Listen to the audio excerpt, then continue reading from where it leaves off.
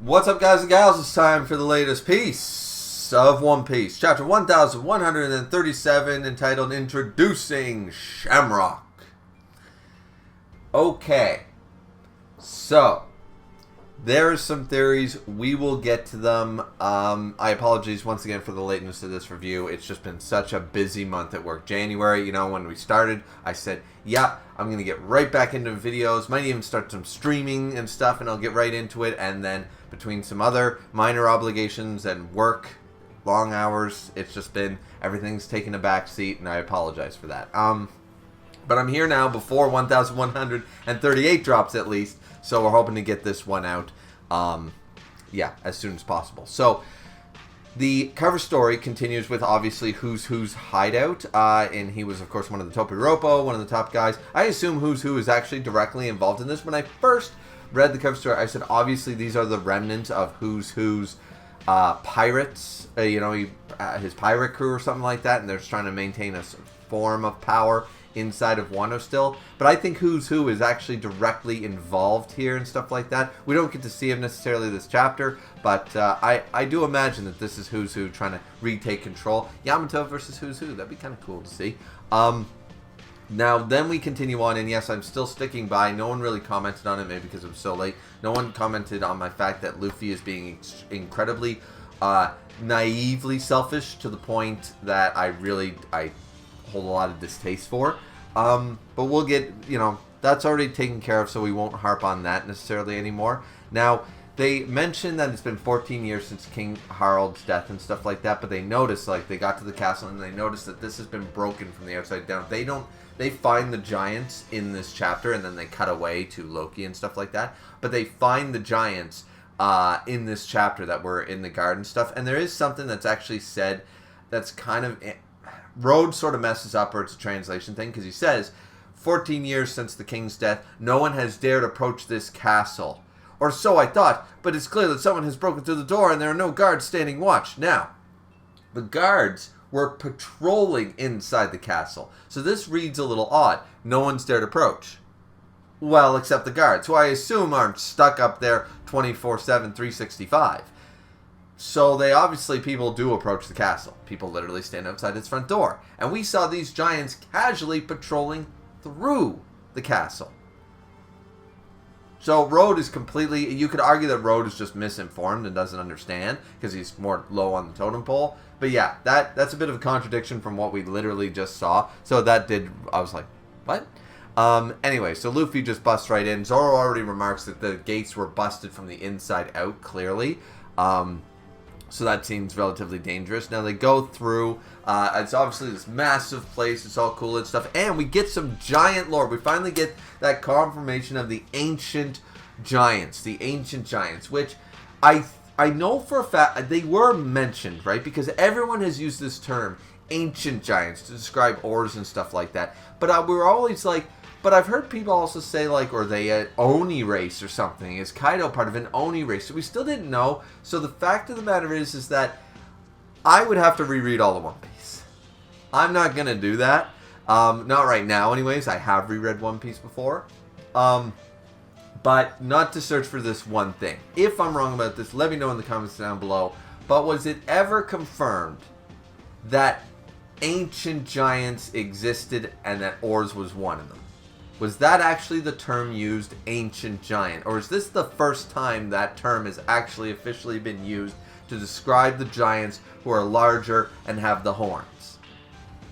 I don't know. Clearly, this confirms that Kaido has ancient giant blood. So all the fan theories are all proven decisively this chapter. We know this much because they come through and they say that this was this great battle, and they go to this graveyard of corpses, sort of like entering the mines of Moria, Lord of the Rings style, right?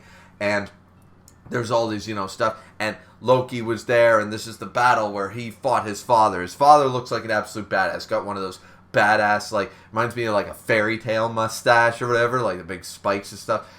Or Boss Gron from Full Metal Alchemist. Yeah, it looks like his mustache. I'm Boss Gron, the Iron Blood Alchemist.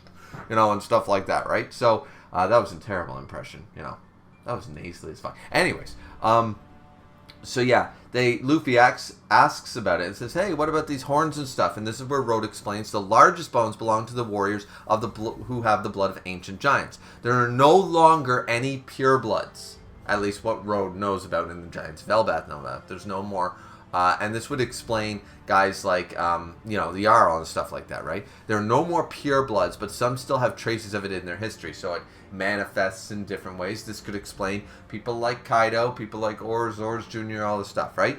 And it says, in fact, King Harald himself was actually a very large giant, and just like Loki, a very large giant, and also had horns, but he tore his own off in a symbol of these represent the warring, pillagers, and basically what Vikings were. Not exactly, they had a small creed of honor, but it was mostly about men and blood and battlefields. There was a lot of things Vikings did that wasn't okay. But once again, we can't take 2024 and judge 1,000 years ago what was the norm, what was the standard. That is very, I hate when people do that. I hate when people do that. I hate when people go back 3 or 4 decades and judge. It's like we've had marches, we've had movements, we've had different generations growing up to change the way people think. How many times do they got to make the movie about, racism and prejudice to see that we have, it's so obviously wrong in that movie to our standard today, right? Like, we've obviously progressed, so you can't, anyways, not getting into that whole debate, but they even brought this, they do bring this up later in a minute, and I'll bring that up as well. Because Zoro asks the question and Road makes a good point here, even though we're not the hugest fan of Road's, right?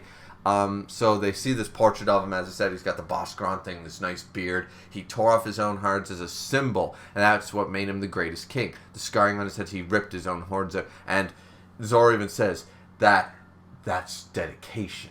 Like Zoro immediately, respect. You know what I mean? Like, that's awesome and stuff, right? To him, the ancient giants were the era of war. So he ripped off his own horns as a symbol to prove, otherwise. So it was a big shock and stuff like that.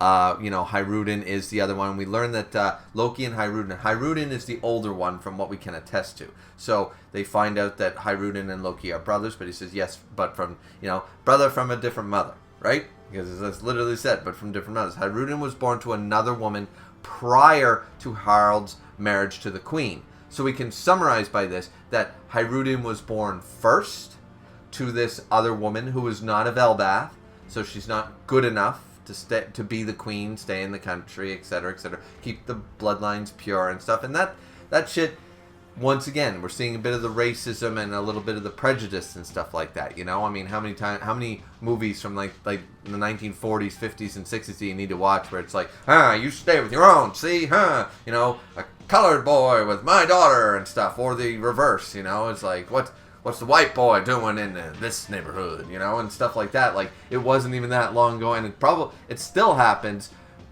Maybe not so much in the North, but it obviously still happens in many, many families. Many, many grandparents and parents still grew up in that era of, you sort of did stay within your own culture. Whether it's for completely negative reasons or more so it's like they won't understand our ways, our culture. They'll never get it. They'll never fully be able to, you know what I mean? Like, there is some semblance inside of that, but yeah, it generally comes from a very prejudicial, from a very racist outlook and stuff, and we're seeing that here. It's like, no, we must keep the royal family, the bloodline pure, and all that nonsense that, still definitely happens today, even in the first world countries. Let's not be arrogant here, right? It's just a person-to-person, family-to-family basis, whether that matters to them or not, and to why. But obviously, we're still doing that stuff here.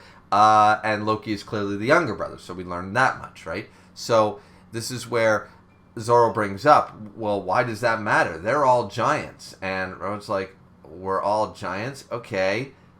You're all humans. Most of these islands and countries are humans. Well, why do you guys all wage war on each other over land, resources, all the damn time? And Zoro's like, oh. And this is eye-opening because he's not even like, oh, these are the race, these are the giants of this place. Like, it's not even like what we consider a race issue, because these are legitimately different races, not different ethnicities. But it's not even as plain as day or as simple as, oh, the racist wars, you know, whites, blacks, blah blah blah. No, he's like humans in general, and it's like, yeah, like even in our white people fight white people all the time. Like everybody fights civil wars within their own country. Literally, the Alabastian people 2 years ago were fighting each other, and it was like there was a civil war, and so Rhodes like, what? Like, wait, we're all giants, so we all get along? What kind of backwards logic is that? You humans are the worst offenders of this. And I'm like,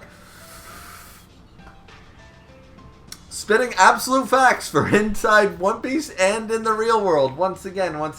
I love that every anime has always portrayed that if aliens, and not just, you know, obviously in different contexts, but like Gundams do this really well, the Gundam Seed series especially, but a lot of animes and a lot of manga and a lot of fiction always bring, the moment there's something like an alien invasion or creatures, demons, angels, doesn't matter, right? Or a new super race, all of a sudden, skin color, poor, rich, where you're from, we are the human race. We're all the same. We won't have that unless you have a common enemy that you unite against in a very prejudicial, racist, jealous way. So it's still negative, but the only actual way that human beings get over their own arrogance towards each other is literally to have a common enemy, and that trope has happened in almost every form of fiction that doesn't, and it's just like, yeah, Oda's cooking right now. Oda's like, yeah, he's sort of shots fired at literally the human race right now, and he's not wrong. So both with inside the confines of One Piece, but also in our reality right now. I mean, happens every day. We are literally fighting wars right now. There are wars that are being fought right now between literal families. Like, why?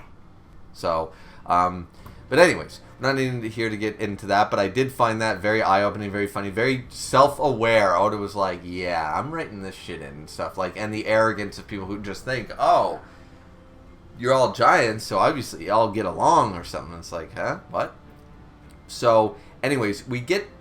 Part of what I don't like about this is kind of Oden 2.0, and we just finished the Oden arc, you know what I mean? Is the fact that he did this, he did that, and sort of idea, right? And we still had that. But now, on this particular chapter, we get the... So why do you follow Hiruden? If he's supposedly only a half-blood, you know, he wasn't a true heir to the throne and stuff, like, why do you ride with his crew and stuff? And Hiruden was basically just like, he was mean to him, but it was just like, you know, you can draw maps. Perfect. You're going to join with me. And Hiruden, it was very...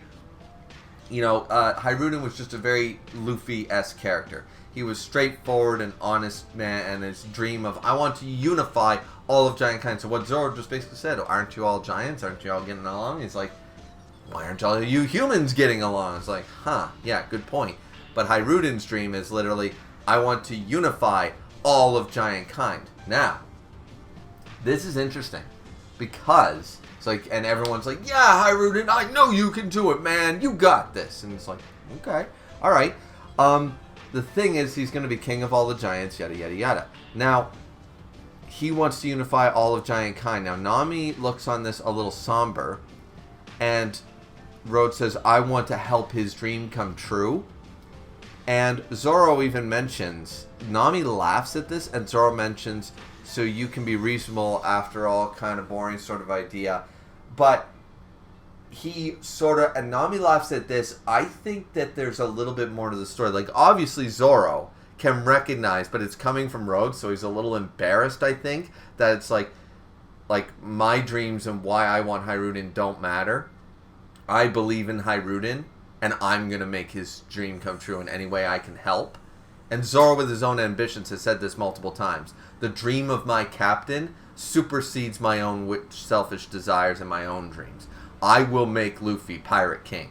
And then my dream. You know, like, it's basically like, no, his dream is more valuable, and I value his dream above mine, and I as first mate, it's my job to make my captain's dream come true first and foremost and put it above my own. He has said this. It's been so manly and badass, and now Rhodes is basically saying the same thing, and Zoro's a little embarrassed by this, being like, oh, kind of boring. Yeah. Yeah. And Nami's sort of laughing at this because she knows that Zoro has said this stuff before. They've been together a very, very long time now at this point. And I also want to just delve a little bit deeper into that dream for a second, because I think that there is something to be said for I want to unify all of giant kind. Now, Big Mom's dream was a twisted version of I want to unify all races, but she wanted to dominate. She wanted to unify all races. I wonder if part of Luffy's dream is something similar, and that's why Nami had that expression on her face when that's what she heard Hyruden's dream was, and it might be a slightly similar to Luffy's dream, which we've never heard. Is he got the Toriko dream? I just want everyone in the world to sit around the same dining room table and enjoy a good meal together. Like, is that Luffy's overall goal, to bring everyone gets to set, like, the era of dreams, right? They all get to live their best life. They all get to live their same dream.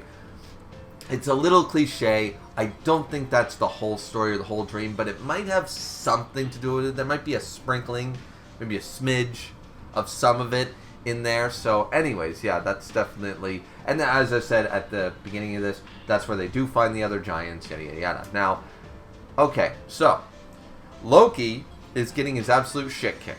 Supposedly is killed. Loki's not dead. So we're not even going to entertain that. And, how did he survive? And why did she think, no, we'll find that out later. But, so they're basically telling Loki he is going to join the Celestial Dragons. He is going to be, like, you are a commoner. Like, obviously this God Knight is very pissed about this. This, Gonku, whatever her name is. This God Knight has this arrow fruit. Looks like she's trained with it a long time. Seems incredibly useful and stuff like that. Very versatile. But very easy against a chained up enemy, I would argue. One that you're torturing and killing all his pets and friends in the underworld. And then he's all chained up so he can't literally fight back. He's also got the sea stone on him and stuff. So he's even further weakened. He's getting his ass kicked, and he's just like, yeah, no, none of this. And she's used these arrow powers. It's an interesting devil fruit, I will say. But I'm surprised it's not as powerful as I would regard. You would think that the God's Knights would scour for some of the most powerful devil fruits. That being said, in the hands of the right person, seemingly not the obvious, like powerful Logias and stuff like that, sometimes these Paramecias might not seem the best, but if trained and creative minds think about them the right way, they can be absolutely devastating. And I think we're seeing a good example of that right here. While the Arrow Nomi is not exactly the pinnacle of Paramecias, I assume it's Paramecia, it's definitely being utilized in a very versatile, very creative way and stuff like that, right? So Loki, basically, they keep, trying to say, like, I'm going to, we're going to avoid the violence and stuff. So I ask you again, Loki, will you join the God's Knights? And he's just like, hell no, moron, and stuff like that, right? And then smack, boom, bam, all that stuff, right? And then we see one of the bears that's still been, so all these arrows and stuff have been stuck in all the animals. The wolf, it's seemingly like they're all dead. The wolf, there's like a snake-looking thing there. The bear tries to get up and gurs. And then, because they're attacking Loki, and Loki's just having to take it, and he's beaten and bloody, tries to get up to help his master, to help his companion, his friend, and then falls down and stuff like that, and it's just like, oh man, these loyal beasts to Loki. And now I'm starting to tread on the little bit of Loki's not as bad as people are making him out to be. Loki might still want to be an agent of chaos, but it might be because he was mistreated since his birth. Could this be a little bit of a Naruto situation, just dialed up to 11? You know what I mean? Like, I don't think Loki's necessarily a good guy in the sense of, he's got a clean slate. But I don't think he's this evil person either. It's starting to seem that way because animals, even ones of the underworld, animals are not loyal to, generally speaking, have a sixth sense. Loyalty can't be bought from animals necessarily, not in this way. And he clearly can't get up and feed them and house them, and they feel like they owe him. He's clearly chained to the tree and stuff like that. So generally, animals only attach themselves to people with a good heart, maybe some ill intentions here and there and stuff like that. But the bear getting up when they've all been stabbed and like mad that Loki is being hurt, still to this means he didn't conquer them, he befriended them. So, I that really brings it to me and stuff, right? So Loki, like a badass, is just like, he's wheezing, he's coughing, he's spitting up blood, and his friends and his animals are all dying, and he's just like, damn it, you'll regret this. And I'm like, he is going to destroy this God Knight. He is going to choke the life out of this God Knight. He is going to kill this God Knight. I just know this God Knight is going to die by Loki. And then all these arrows come at, and he says, stop, enough already. And then he's like, fine, will you join us? And he just goes, nah, and boom, and apparently killed and stuff like that. We see Shanks, not Shanks, still sitting there. He has apparently done nothing during this fight and stuff like that. This Gunko person has apparently, like, it took quite a bit out of her still, because she's huffing and puffing after taking out Loki, or fighting Loki, like fighting a defenseless prisoner. You're huffing and puffing, some God Knight you are. This is where finally we get the reveal. There's no Scar. Shamrock. Shamrock is Shanks' brother. Question mark. All right. Question mark. So, Shamrock, it is revealed that Shamrock, the commander of the Holy Knights, Figarland Shamrock, son of Saint Garling, one of the 5 elders. So obviously promoted from his father's position, confirmed to be now the commander of the Holy Knights. He is a world noble, yada, yada, yada. He looks identical to his brother Shanks. Maybe. Could this be his brother? More than likely. Twin brother, once again, likely. However, me and my brother get mistaken for being twins by most people we meet all the time. And people sometimes think we're actually lying to them. Now, we can see the differences, but we're 2 years and 11 months apart. And people think that we are identical twins. So, once again, there could be a younger or an older brother. I doubt it's something like a first cousin. I'm not going that far. If it's a blood relation, it's definitely a brother. However, people have brought up the idea of cloning. Cloning has been a big thing. Tekking brought it up. Reddit brought it up. This could be a clone of Shanks. That's why they're identical. Raised after he lost his son, he was cloned. And maybe they're both clones. Maybe Garling cloned himself to have a successor in a son. He doesn't actually have a biological son. These are clones that he raised as sons. Shanks was lost at God Valley sort of idea, so he cloned himself again, and boom, now we have Shamrock.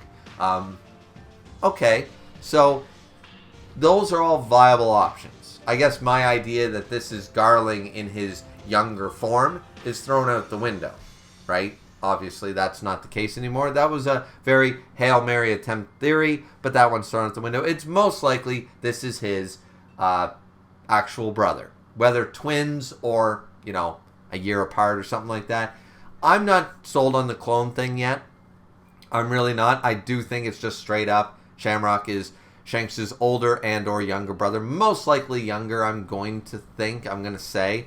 It's funny they keep their facial hair the same way and stuff like that. The hair, it's a good look on him. He's got this very Victorian look, very,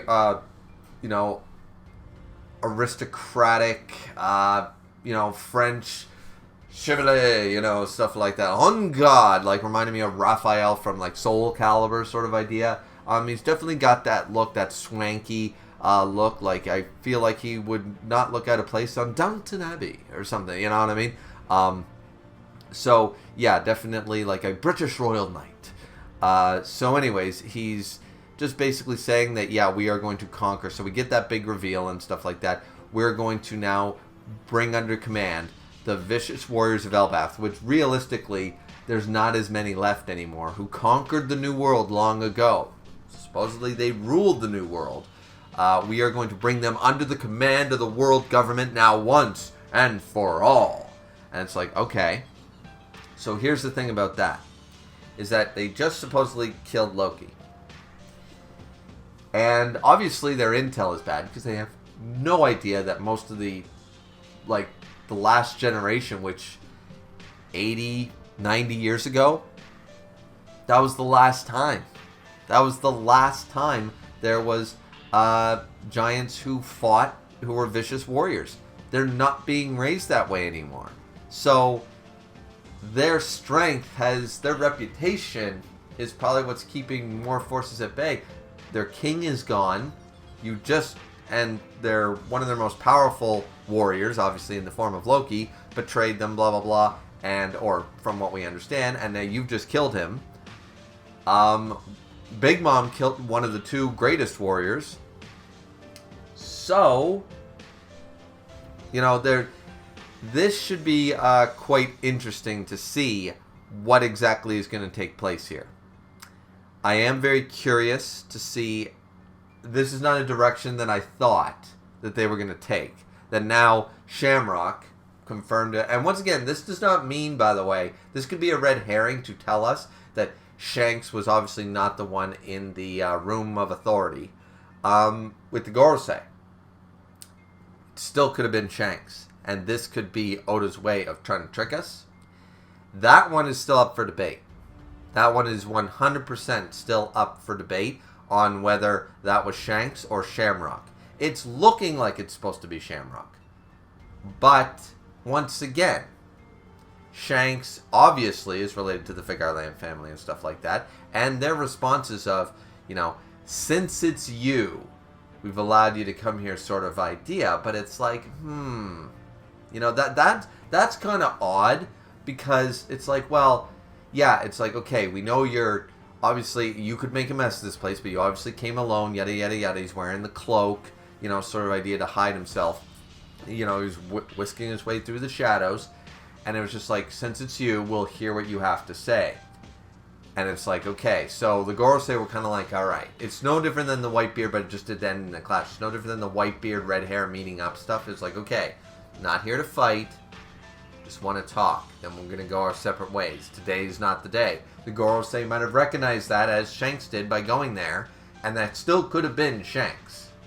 It still absolutely could have been Shanks there. And that's why that conversation was so off. The dialogue indicates that it was Shanks. Like, since it's you, you know, you've come here. Since it's you, what do you want? Sort of idea. And he's like, I want to talk to you about a certain pirate. It absolutely could be Shamrock. Shamrock could have said, and the pirate, we always said, it's Blackbeard, it's Luffy, it's whatever. It could have been talking about Loki. It could have been Shamrock going, I want to talk to you about a certain pirate. Because technically, Loki is a pirate by the world government definition. So, I want to talk to you about a certain pirate. He could have mentioned Loki, and that's why, you know, he's here now. Now that he's the commander, he convinced them. You know, or maybe he didn't convince them before, but once the other one died, Saturn died, and his father got promoted, the father was like, absolutely, this has been a plan that we were cooking for a long time. We need to bring the Elbath under our control. Maybe that was his opinion, didn't have the authority, now he's a Gorosei, now he does. That's entirely possible as well. So there are definitely different directions this could be taken. But yeah, this chapter, unlike the last one, where I feel like Luffy is doing this just for the sake of drama, and where we already have the God's Knights here and stuff, we didn't need the extra drama on top of him literally stealing the key and betraying the people of Elbath who literally have told him, this guy's evil, do not do this, please. And for such a petty reason, for such a petty thing, it just doesn't sit right with me. But outside of that, the rest of this chapter in particular was totally fine. It was a good chapter. We learned some giant lore. Now it explains all the people with horns. There is no Oni blood or stuff that we are aware of right now. Likely Big Mom and Whitebeard both have Buccaneer blood somewhere in their generations. And ancient giant blood was obviously in people like Kaido. It solves basically all the problems right there in this one chapter, so that's really cool. And then, of course, we've now confirmed that Shanks does have his super hot brother, Shamrock. So, alrighty. That's the chapter. Thankfully, 1138 is not out at the time of this recording, though this video will not be out today. So, hopefully, it's still out right before 1138 drops. So, I'm definitely late, but maybe not as late as last time. So, but we'll see you guys back here next time, of course, for chapter 1138. I believe we go on break after that chapter, so definitely we'll be caught up by then.